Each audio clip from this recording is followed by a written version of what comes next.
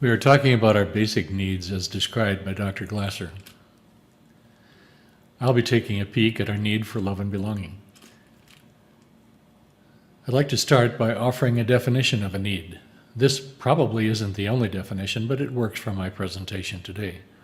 A need is a thing that is necessary for an organism to live a healthy life. In the case of a need, a deficiency causes a clear adverse outcome, a dysfunction or death. Scurvy was the first recognized deficiency disease. We rarely see it today, but until the causes were understood, it took a deadly toll on sailors and others kept from fresh foods and fruits.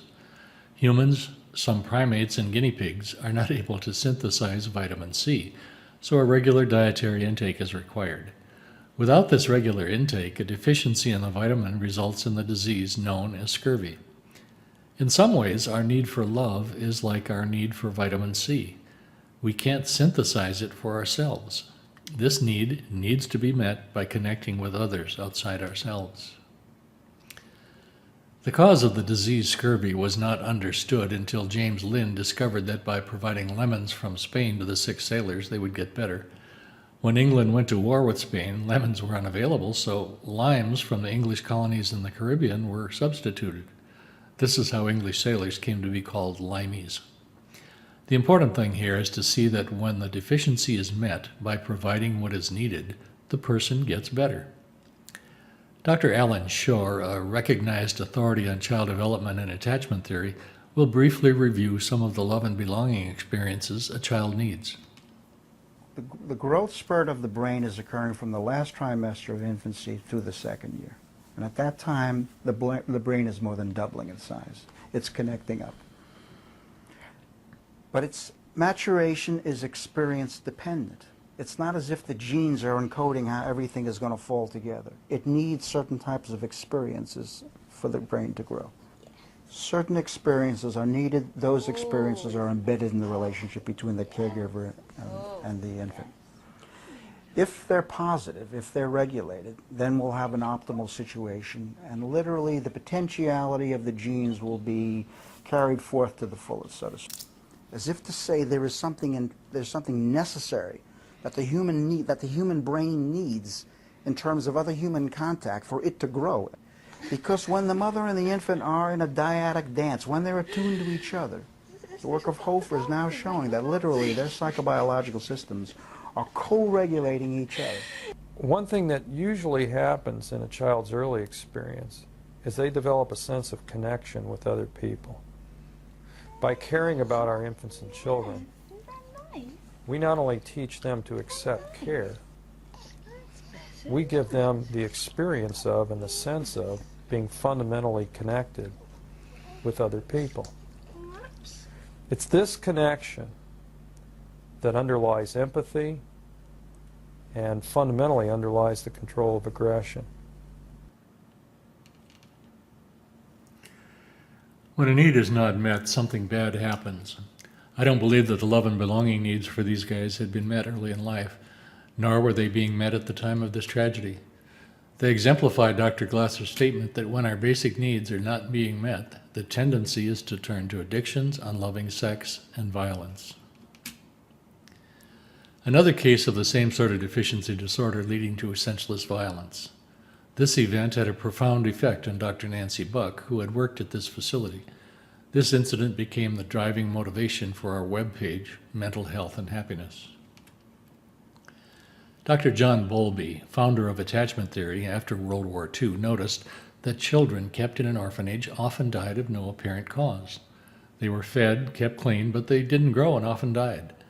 The failure to thrive diagnosis came from this sort of observation. Later in the 1990s, the sad pictures of the Romanian orphans revealed once again what Dr. Bowlby had seen.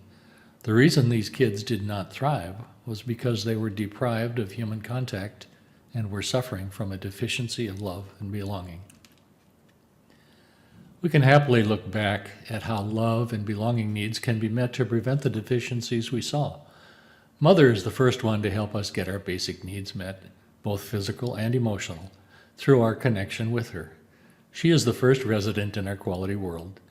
The dyadic dance that Dr. Schore described is the interconnection of mother and child, both physically and emotionally, that allows the child to feel felt, to grow in the experience of knowing that mother understands and cares. I think that phrase, feel felt, is so cool. Compliments of Dr. Dan Siegel. Here's an interesting true story about a mother's gaze. Pope John Paul II was being interviewed for a biography. His mother had died when he was young, and all he could remember was what he called her loving gaze. The Pope sent an invitation to Dr. Dan Siegel, one of the founders of what is being called interpersonal neurobiology. The Pope wanted Dan Siegel to come to the Vatican for a private audience. Dr. Siegel was able to explain the neurobiology and what was happening in that dyadic dance called the mother's gaze. Dr. Siegel then led a conference for the College of Cardinals on parenting. Next, we have Dr. Alan Sroufe from Minnesota, who has done major research in child development and attachment theory. He offers an insight that is highly relevant to our discussion. We're now looking at the romantic relationships of our young adults. And what we find is that parenting history, especially the quality of early attachment experiences, predict things like the capacity for intimacy that the individuals bring to the relationship and the capacity to deal with emotions in the relationship. Those early, secure, loving contacts with our caregivers, usually mother and father, provide the child with a foundation of being able to trust others and the world around him. Dr. Nancy Buck, who specializes in applying choice theory to parenting, tells us how early on we are trained to be either open to love and learn, or to be closed for protection. As those love and belonging needs are met, the child can learn that emotions can be felt and regulated. The child learns to share what is being felt to get the support that comes from a caring other. The child learns that being open and trusting in relationships is possible and a good thing, and that in those loving relationships, emotions can be experienced and understood in a way that does not overwhelm. So to close, tell one story of yourself or someone you know whose need for love and belonging was met in a fresh way. Describe any changes in the person's quality of life when this happened.